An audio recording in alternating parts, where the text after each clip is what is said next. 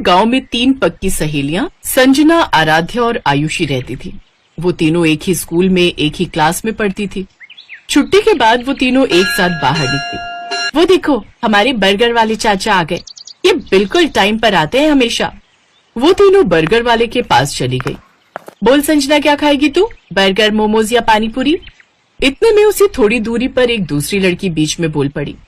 अरे वो बेचारी क्या बताएगी, वो तो बेचारी तुम दोनों के सहारे ही चाचा के बर्गर के ठेले के पास आ जाती है। अगर तुम दोनों अमीर सहेलियां उसकी जिंदगी में ना होती तो वो आज तक बर्गर की शक्ल तक नहीं देख पाती। इतना सुनते ही आराध्या और आयुषी मुस्कुराई और उस लड़की के पास चली गई। आप दोनों मेरे पास क्यों चली आई? जाओ जाओ, अपनी गरीब सहेली को बर्गर पिज्जा खिलाओ।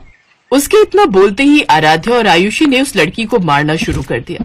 उन दोनों लड़कियों को रोकते रहे, लेकिन वो लड़कियां नहीं रुकी और उसे मारती रही। तूने ही कहा था ना कि हम दोनों बहुत अमीर हैं।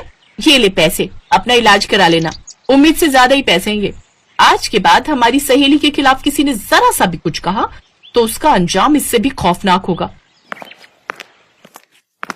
चल संजना, अब घर चलते हैं। वो तीनों सहेलियां वहां से चली गईं।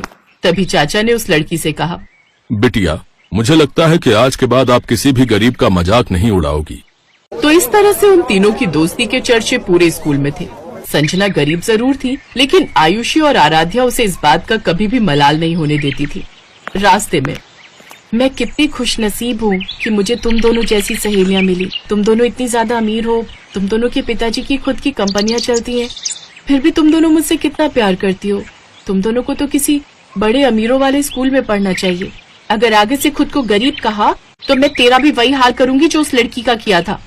तो इस तरह से उन तीनों की दोस्ती चलती रही। दिन बीतते गए और एक दिन संजना के गांव में बहुत भयंकर बाढ़ आ गई। 2-3 दिन संजना स्कूल नहीं आई। एक रोज छुट्टी के समय, आयुषी 3 दिन हो गए संजना स्कूल नहीं आई। चल उसके गांव चलते हैं, कहीं बारिश की वजह से बुखार तो नहीं आ गया। वो दोनों पैदल संजना के गांव की तरफ निकल पड़ी। जैसे ही दोनों संजना के गांव के पास पहुंची, वैसे ही कुछ पुलिस वालों ने दोनों को रोक लिया। कहाँ जा रही हो तुम दोनों? इस गांव में मेरी सहेली रहती है। अब इस गांव में कोई नहीं रहता।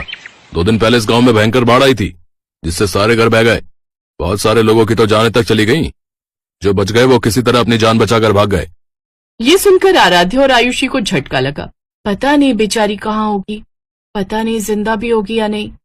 ऐसा मत बोल आयुषी, हम जल्द ही उसे ढूंढ निकालेंगे। उन दोनों ने संजना को ढूंढने की खूब कोशिश की, पर वो नहीं मिली। उन दोनों ने संजना के बारे में अपने अपने पिता को भी बताया। उनके पिता ने पुलिस की मदद ली, पर कुछ नहीं पता चला संजना के बारे में। फिर एक रोज स्कूल की तरफ से कहीं टूर जाने वाला था। बच्चों,